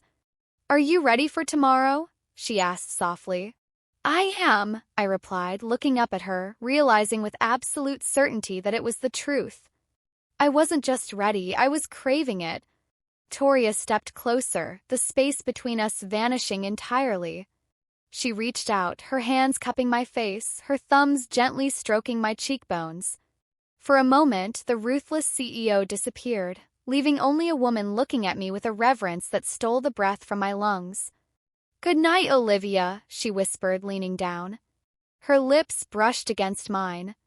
It was a feather-light touch, achingly slow and agonizingly tender, but it sent a shockwave of electricity straight to my core. It wasn't a demanding kiss, it was a promise. Before I could pull her closer, she broke the contact, offering me one last, smoldering look before turning and walking down the dark corridor, leaving me breathless in the doorway. Tomorrow I was marrying a dragon. And I couldn't wait to watch the world burn. End of Part 7. Part 8, The Eye of the Storm. The morning of my wedding broke not with gentle sunlight, but with a violent, rolling thunderstorm off the Atlantic Ocean. Lightning jagged across the charcoal sky, illuminating the churning gray waves that crashed against the cliffs below Stirling Manor. Rain lashed against the floor-to-ceiling windows of my suite, a rhythmic drumming sound that felt entirely appropriate. Traditional brides prayed for clear skies and sunshine. I, however, was marrying Victoria Sterling. A tempest felt like the only fitting weather for the collision of our worlds. Elena entered my room precisely at 6 in the morning, followed by a small, silent army of stylists. There was no chaotic chatter today. The gravity of the event had settled over the estate like a heavy velvet blanket. The merger was already finalized on paper, filed securely by Marcus Thorne in the early hours of the dawn. The financial world was waking up to the news that the Hayes-Sterling alliance was legally binding. But today was about the spectacle. Today was about showing the board of directors, the press, and the elite society that Victoria had not settled for a pawn. She had crowned a queen. I sat motionless in front of the vanity mirror as the stylists worked their magic. They pulled my dark hair back into a sleek, impossibly sharp chignon, leaving a few strategic waves to frame my face. My makeup was flawless, emphasizing the sharp angles of my cheekbones and the dark intensity of my eyes, finished with that same signature blood-red lipstick from the Gala. I looked like I was preparing for a coronation or perhaps a war. Then they brought out the dress. It was not a traditional bridal gown. Victoria had flown in a renowned avant-garde designer from Milan specifically for this piece. It was a masterpiece of architectural precision, a stark, icy white silk crepe gown that defied convention. Featured a high, structured collar, long fitted sleeves, and a plunging V-neckline that stopped just above my sternum. The waist was cinched tightly, and the skirt flowed into a dramatic, sweeping train. But the true genius of the dress was the stark contrast. A meticulously embroidered spine of black diamonds cascaded down the back, mirroring the monstrous ring on my left finger. It was armor masquerading as couture. When I finally stood before the massive mirror, the breath left my lungs. I didn't see Olivia Hayes, the quiet draftswoman who hid in the shadows of her family's estate. I saw a woman who could stand beside a billionaire predator and not be consumed by the flames. You look formidable, Miss Hayes, Elena said softly, standing behind me.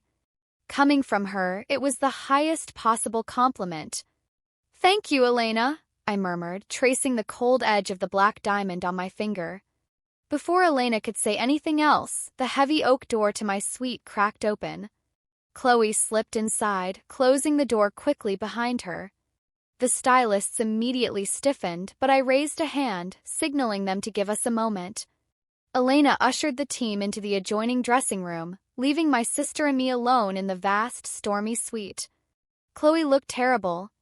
Despite wearing a $1,000 designer dress meant for a bridesmaid, her eyes were red-rimmed and her usually perfect posture was slumped. She stared at me, her eyes slowly tracking over the razor-sharp lines of my gown, the immaculate styling, and the cold, unyielding expression on my face. You're really doing this, Chloe whispered, her voice trembling slightly over the sound of the rain lashing against the glass. The ceremony begins in 45 minutes, Chloe, I replied, my voice steady and devoid of the anxiety that used to plague my interactions with her. Is there a reason you are in my suite instead of the conservatory? She took a hesitant step forward, wrapping her arms around herself. Mom is drinking heavily in the drawing room. Dad is pacing holes into the Persian rugs. Press outside is rabid, they have helicopters circling the perimeter, Liv. This is madness. I know you think you're saving us, but you don't know what you're stepping into. Victoria is going to chew you up and spit you out the moment you stop being useful to her. I turned away from the mirror, facing my sister fully. For 23 years, I had looked at her with a mixture of envy and a desperate desire for her approval.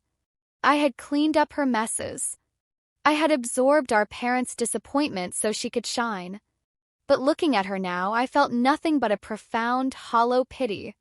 She was a bird terrified of the sky, trying to convince me not to fly. You are projecting your own cowardice onto me, Chloe, I said smoothly, stepping toward her. I towered over her in my heels, the silk train of my dress whispering violently against the marble floor. You look at Victoria and you see a monster because you know deep down that you lack the substance to survive in her world. You wanted a soft life where you could be the center of attention without ever having to fight for it. Chloe flinched, tears spilling over her mascara. Liv, please. I am not you, I interrupted, my voice dropping to a dangerous, low register. I do not shrink from the fire. Victoria is exactly who she claims to be, and I am marrying her with my eyes wide open. You came in here hoping to find the terrified little sister you could manipulate. She is dead. Now you will wipe your tears, you will go down to that conservatory, and you will sit in the front row and smile for the cameras. Because if you ruin this aesthetic with your hysterics, I will personally ensure your trust fund is liquidated by Tuesday. Chloe gasped, taking a stumbling step back. She looked at me as if she were staring at a stranger, and in many ways she was. Without another word, she turned and fled the room, the heavy door clicking shut behind her. I took a slow, deep breath, letting the final remnants of my past fall away. 30 minutes later, the music began. The Grand Conservatory had been transformed into a dark, breathtakingly beautiful cathedral of glass and shadow. Towering arrangements of white orchids and black roses lined the aisle, and thousands of floating candles reflected against the rain-slicked glass of the ceiling. The elite of the city, billionaires, politicians, and the terrified board of directors, sat in gilded chairs, the tension in the room thick enough to cut with a knife. I did not walk down the aisle on my father's arm. I had explicitly forbidden it. As the haunting, dramatic notes of a solo cello filled the cavernous space, the massive double doors swung open, and I stepped into the room entirely alone. A collective gasp rippled through the crowd. I felt the weight of 100 calculating stares, the frantic clicking of the approved press photographers' cameras, and the suppressed whispers. But I ignored them all. My eyes instantly found the altar. Victoria stood there, waiting for me. She wore a custom, immaculately tailored three-piece suit in a shade of charcoal so dark it was almost black, the fabric subtly threaded with silver that caught the candlelight. Her dark hair was swept back, her jaw clenched tight. But it was her eyes, those terrifying storm-gray eyes, that anchored me. The moment she saw me, the rest of the world ceased to exist. Her gaze was a physical force, burning with an intense, possessive hunger mixed with a profound, terrifying awe. I walked down the aisle with slow, measured steps, my chin held high, the icy white silk of my dress flowing behind me like liquid glass. Every step I took felt like a hammer striking the final nails into the coffin of the Hayes family's control over me. As I passed Arthur Pendleton in the second row, I didn't even grant him a glance. He was already a ghost to me. When I finally reached the altar, Victoria reached out.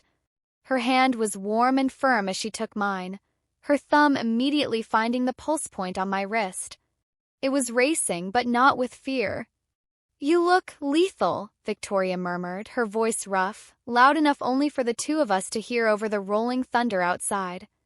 "I learned from the best," I whispered back, a tiny smirk playing on my blood-red lips. The officiant, a highly respected federal judge, began the ceremony. He spoke of partnerships, of alliances, and of the solemnity of the contract we were entering. But his words were just white noise.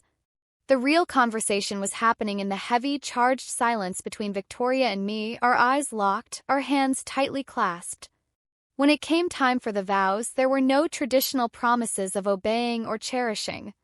Victoria stepped closer, completely ignoring the judge. She looked down at me, her eyes burning with a fierce, unapologetic truth. "They thought I bought a pawn," she said, her voice carrying an edge that echoed off the glass walls. "They thought I required obedience. But I do not want submission, Olivia. I want a partner who can hold the keys to the empire and never let it burn unless we decide to burn it together.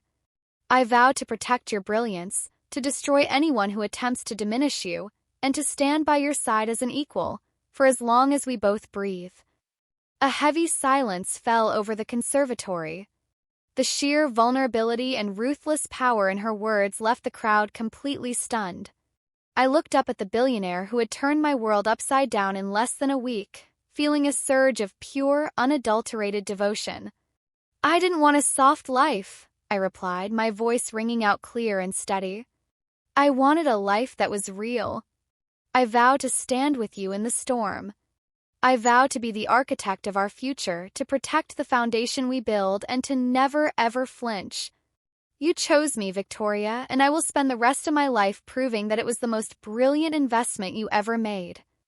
Victoria's breath hitched, a look of profound, overwhelming emotion flashing across her sharp features. "By the power vested in me and the laws of this state, I pronounce you married," the judge said, clearing his throat nervously. "You may seal the agreement." Victoria didn't hesitate. She stepped into my space, her hands sliding up my neck, tangling gently in the hair at the nape of my neck. She pulled me flush against her, and as the thunder crashed violently overhead, her lips crashed down onto mine. It wasn't a sweet, chaste wedding kiss. It was a claiming. It was deep, hungry, and fueled by the adrenaline of the past 72 hours. I gasped into her mouth, my hands gripping the lapels of her bespoke suit, kissing her back with a ferocity that matched her own. The room erupted into hesitant, then thunderous applause, but I couldn't hear it over the roaring in my ears. When we finally broke apart, we were both breathing heavily, our foreheads resting against each other. Victoria looked down at me, a wicked, triumphant smile spreading across her face. "Hello, Mrs. Sterling," she whispered. "Hello, wife," I breathed back. We turned to face the crowd, our hands securely linked. The flashbulbs exploded into a blinding frenzy. The Hayes family was saved, the Sterling Empire was secure, but as I looked out at the sea of terrified and awestruck faces, I knew one thing with absolute certainty. The game hadn't ended. It had only just begun. End of Part 8. Part 9, The Glass Fortress. The reception was a masterclass in calculated intimidation. If the ceremony in the conservatory was the forging of our alliance, the dinner that followed in the grand ballroom of the Hamptons estate was our victory march. The storm outside continued to rage, rain battering the massive glass windows, but inside, the atmosphere was electric. As Victoria and I entered the ballroom, the string quartet instantly shifted to a sharp, modern, driving tempo. There was no polite applause this time. There was only a stunned, palpable silence as the city's elite parted to let us through. I was no longer the invisible sister. I was Mrs. Victoria Sterling. And with every step I took, the heavy black diamonds cascading down the spine of my avant-garde dress catching the low light, I felt the truth of that title settle into my blood. Victoria didn't let go of my hand for a single second. She guided us to the head table, a raised, black marble dais that overlooked the rest of the room. It wasn't a sweetheart table, it was a throne. As we took our seats, a line of servers immediately materialized, pouring vintage champagne into our crystal flutes. "Look at them," Victoria murmured, leaning in close so her lips brushed the shell of my ear. The warmth of her breath sent a shiver down my spine that had absolutely nothing to do with the chill of the storm outside. "They are entirely terrified of you." I cast my gaze over the sprawling room. The board of directors huddled at a table near the front, throwing nervous glances our way.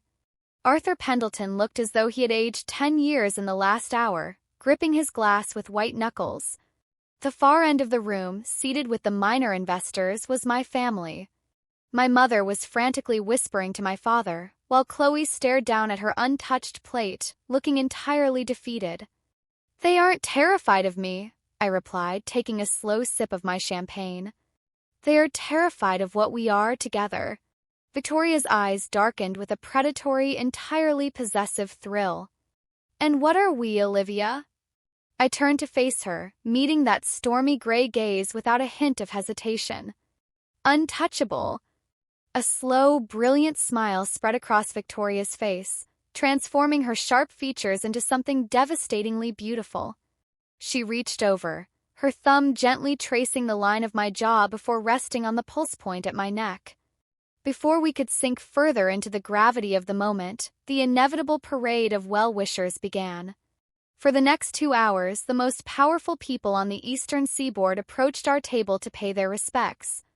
Hedge fund managers, senators, and rival CEOs offered their congratulations, their eyes darting nervously between Victoria's icy composure and my serene, unyielding smiles.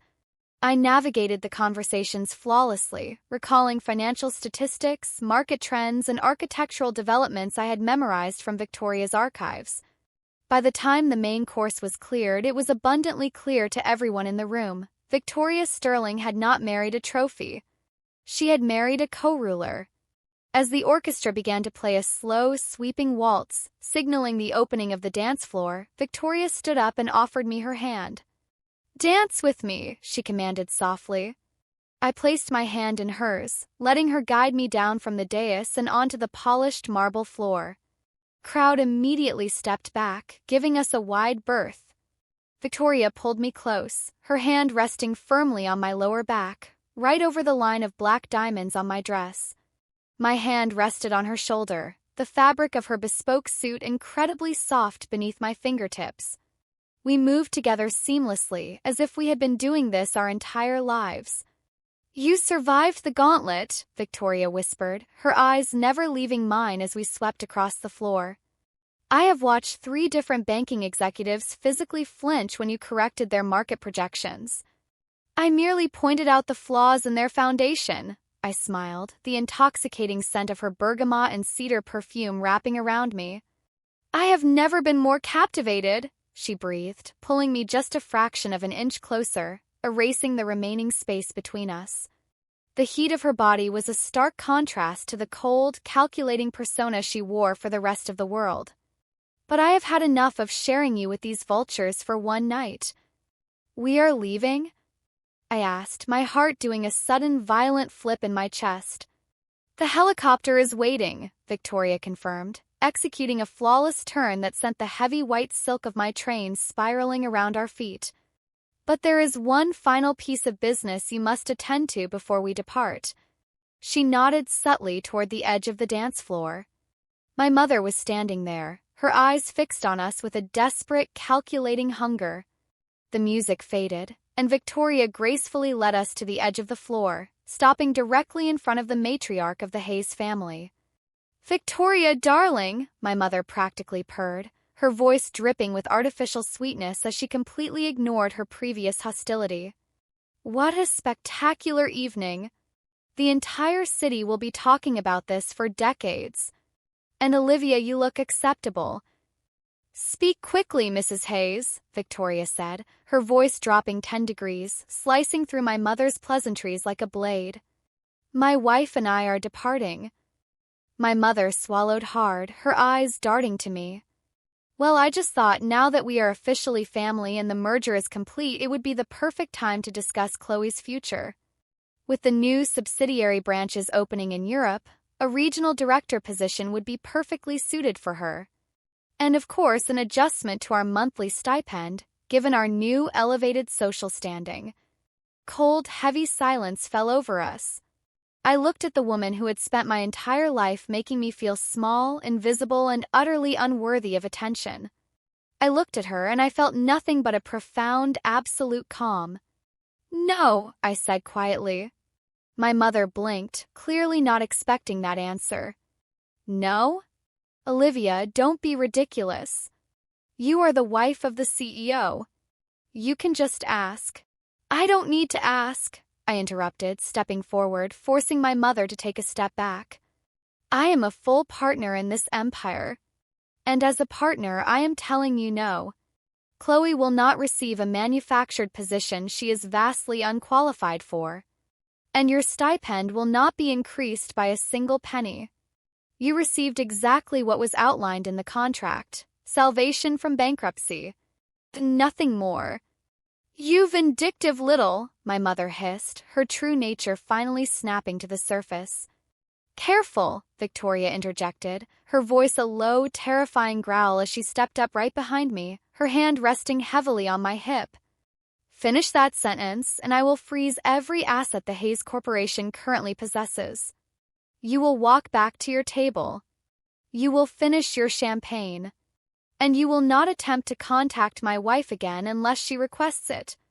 Are we absolutely clear?" My mother looked at Victoria, then at me. She finally realized the horrible, inescapable truth. She had sold her punching bag to a dragon, and the dragon had given her the fire. Trembling, pale, and utterly defeated, my mother turned and walked away. "Brilliant," Victoria murmured against my ear.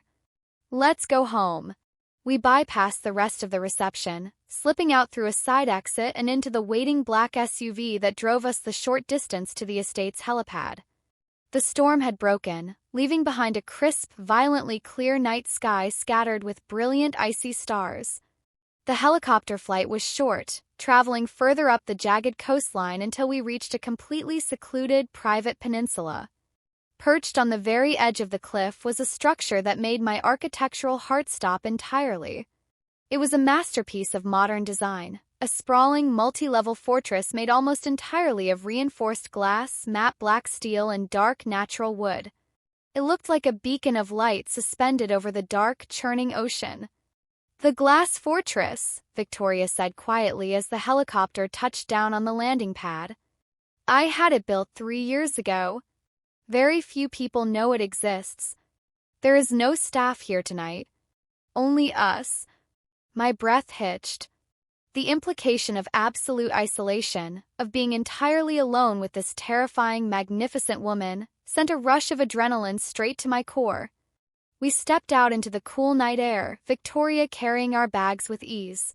She unlocked the heavy steel door, and we stepped into a living space that was warm, dimly lit, and breathtakingly intimate. A massive stone fireplace dominated the center of the room, a fire already crackling merrily, casting dancing shadows against the sheer glass walls. The moment the heavy door clicked shut, locking the rest of the world out, the ruthless CEO persona seemed to physically melt off Victoria's shoulders. She dropped the bags and let out a long, heavy sigh, running a hand through her perfectly styled dark hair, loosening the sharp waves. She turned to face me. The intensity in her eyes was no longer calculated or predatory. It was raw, vulnerable, and completely overwhelming. "Turn around," she requested, her voice a soft, raspy whisper. I obeyed, my heart pounding violently against my ribs as I turned my back to her. I felt the warmth of her body step close behind me. Her cool fingers brushed the nape of my neck, sending a violent shiver down my spine. Slowly, agonizingly slowly, she began to unfasten the intricate clasps hidden beneath the spine of black diamonds on my dress. Her knuckles brushed against my bare skin with every inch the fabric gave way. "You wore armor today," Victoria whispered, her lips pressing a feather-light kiss to my exposed shoulder blade as the heavy silk finally pooled around my waist. "You wore armor and you fought a war and you won." I turned around, clutching the bodice of the dress to my chest. Victoria had already discarded her suit jacket and unbuttoned the top 3 buttons of her silk shirt. She looked tired, beautiful, and completely unguarded. "I couldn't have done it without you," I admitted, my voice trembling slightly as I looked up into her stormy eyes. "You didn't need me, Olivia," Victoria said fiercely, reaching out to cup my face in her hands. "You never needed me. You just needed someone to stop standing in your light. And I swear to you, for as long as I live, I will never let anyone cast a shadow on you again." Tears, hot and sudden, pricked my eyes. I dropped the silk fabric, letting the dress fall completely, and threw my arms around her neck. Victoria caught me instantly, her strong arms wrapping around my waist, pulling me flush against her body. She buried her face in my neck, inhaling deeply, holding me with a desperate, bruising grip that told me exactly how much she needed this too. We stood there by the fire for a long time, the silence of the glass house a stark contrast to the chaos of the world we had just conquered. Transaction was over. Contract was fulfilled. What remained was real, terrifying, and profoundly beautiful. But the peace of the glass fortress was not destined to last. Just as Victoria shifted, intending to carry me toward the bedroom, a harsh, shrill sound shattered the quiet intimacy of the room. It was Victoria's encrypted satellite phone, resting on the kitchen island. A phone that only rang for absolute, catastrophic emergencies. Victoria froze.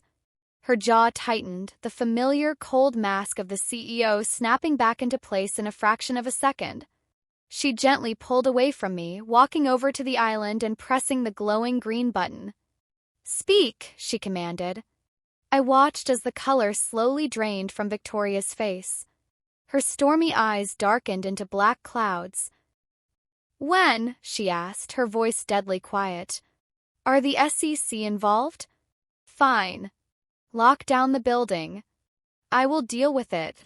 She ended the call, slamming the heavy phone down onto the marble counter with enough force to crack the screen. "Victoria?" I asked, stepping toward her, my heart sinking. "What happened?" She turned to look at me, and for the first time since I met her, Victoria Sterling looked genuinely rattled. "It's Arthur Pendleton," she said, her voice tight with fury. "He didn't just back down at the rehearsal dinner. He was stalling. He just leaked a fabricated structural report to the press regarding our flagship development in the Harbor District. He claims the foundation is sinking and the buildings are fatal. The story just hit the wire. Our stock is currently plummeting in the Asian markets, and by the time Wall Street opens tomorrow, Sterling Industries could lose billions. He's trying to trigger a vote of no confidence to oust me as CEO." The room spun. Arthur had found a way to strike back, and he had aimed directly at the heart of Victoria's empire. "The structural reports," I said, my mind racing, the architectural data I had read in the archives flashing behind my eyes. "The reports he leaked, they're fake. I read the real geological surveys for that sector. The bedrock is perfectly stable if the proper displacement protocols were followed." "I know they are fake." Victoria ran a hand through her hair, pacing the room like a caged tiger. "But proving it to the SEC and the public before the stock completely crashes will take weeks of independent audits." "We don't have weeks, but we have hours." I looked at the billionaire who had just handed me the world, watching her watch her empire catch fire. And suddenly I knew exactly what I had to do. "We don't need independent auditors," I said, my voice ringing out clear and absolute in the quiet room. Victoria stopped pacing, turning to look at me in confusion. I walked over to my discarded bag, pulling out my heavy, battered architectural laptop. I slammed it down onto the marble island next to her cracked phone. "I am a licensed architectural draftswoman," I said, meeting her desperate gaze with cold, unyielding fire. And I have the exact schematics, the water table data, and the retrofitting algorithms memorized. Give me the real blueprints, Victoria. By dawn, I am going to build a defense so bulletproof that Arthur Pendleton won't just be fired, he'll be ruined. End of Part 9. Part 10, The Architect and the Empire. The glass fortress, designed for absolute tranquility, instantly transformed into a high-tech war room. I didn't bother finding clothes. I pulled one of Victoria's heavy cashmere sweaters over my head, the oversized fabric swimming around my frame, and tied my hair into a messy knot. For the next 6 hours, the only sounds in the secluded house were the violent, rhythmic clicking of my keyboard, the crackle of the dying fire, and the low hum of Victoria's voice as she coordinated with her legal team over a secure line. She had managed to remotely access the secure Sterling servers, downloading the encrypted raw architectural files for the Harbor District development. I had 4 screens running simultaneously on the kitchen island, my laptop, Victoria's tablet, and 2 of the house's smart monitors. I dove into the data, moving with a frantic, hyper-focused energy that I had previously only used to fix my father's catastrophic design flaws. But this wasn't about saving a family legacy I despised. This was about protecting the woman I loved. Arthur is sloppy, I muttered, my eyes scanning a dense topological map at 3 in the morning. He's a finance guy. He doesn't understand engineering. He hired a third-party shell company to fabricate this structural report, but they used outdated geological surveys from 2018. Before the city dredged the harbor, Victoria walked over, placing a fresh mug of black coffee on the marble counter next to my hand. She had traded her suit pants for comfortable sweatpants, though her expression remained fiercely intense. She leaned over my shoulder, the intoxicating scent of bergamot cutting through the smell of ozone and roasted coffee. "Explain it to me in a way the press can digest, Olivia," she murmured, her chest pressing warmly against my back. "The fake report claims the subterranean load-bearing columns are sinking because of the water table," I said, pointing a pen at a complex 3D rendering on the screen. "But they ran their fake stress tests on a bedrock topography that doesn't exist anymore. When Sterling Industries broke ground, you authorized a full seismic retrofitting protocol. I have the timestamps, the authentic material receipts, and the real-time displacement algorithms. If we overlay his leaked report onto the actual current topography, his math completely collapses. It's physically impossible for his data to be real." "Can you visualize it?" Victoria asked, her voice tight with anticipation. "A presentation that Arthur cannot dispute." "Give me 2 more hours," I promised, my fingers already flying back across the keys. Victoria didn't walk away. She stayed right behind me, her hands resting firmly on my shoulders, her thumbs gently massaging the tension from my muscles. In the midst of the most terrifying corporate crisis of her life, she was my anchor, and I was her weapon. By 6 in the morning, the sun began to rise over the Atlantic, casting brilliant, sharp rays of golden light through the glass walls. I hit the final keystroke, compiling the data into a seamless, aggressive, and entirely irrefutable 3D simulation. "It's done," I breathed, leaning back against Victoria. She leaned down, pressing a deep, lingering kiss to the crown of my head. "You are magnificent. Get dressed, Mrs. Sterling. We have a board to execute." The atmosphere in the boardroom of Sterling Industries at 8 o'clock in the morning was nothing short of apocalyptic. When the heavy glass doors swung open, the noise inside was deafening. 15 board members were shouting over each other, emergency PR teams were frantically typing on BlackBerries, and financial news networks were playing on mute on the massive screens, showing a terrifying sea of red downward arrows. The head of the table sat Arthur Pendleton, looking incredibly smug, flanked by 2 lawyers. When Victoria walked into the room, the shouting stopped instantly. She wore a tailored slate-gray suit that looked like armor, her face a mask of absolute glacial fury. But it wasn't just Victoria who commanded the room's terrified silence.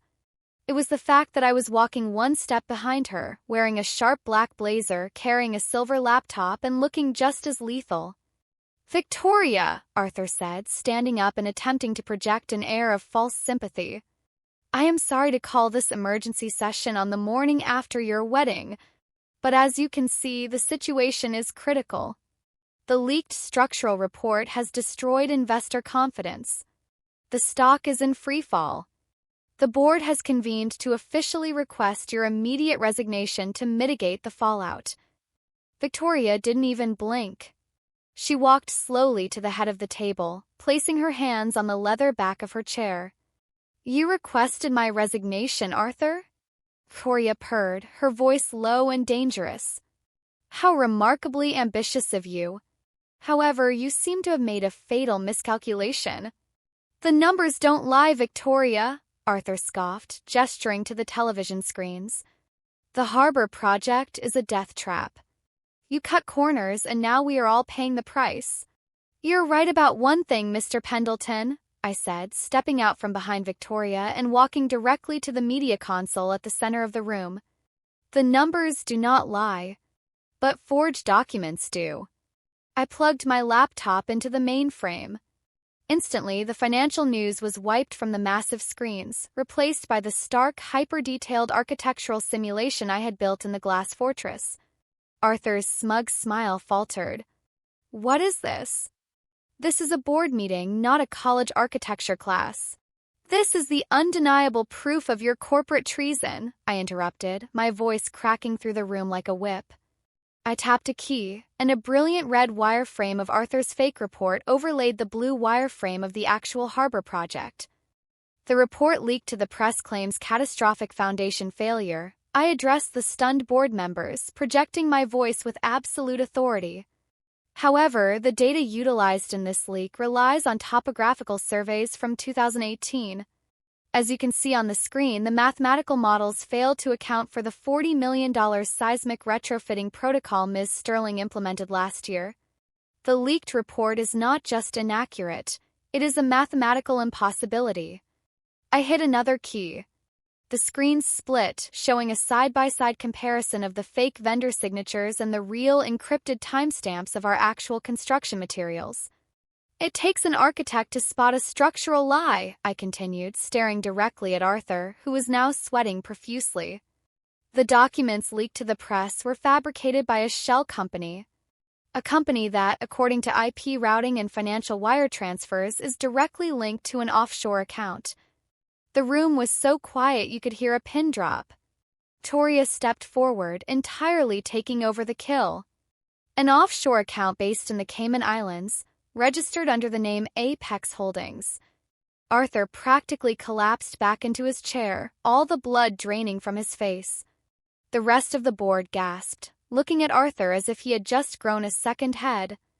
You didn't just try to sabotage my company, Arthur, Victoria said, her voice echoing with a terrifying absolute finality.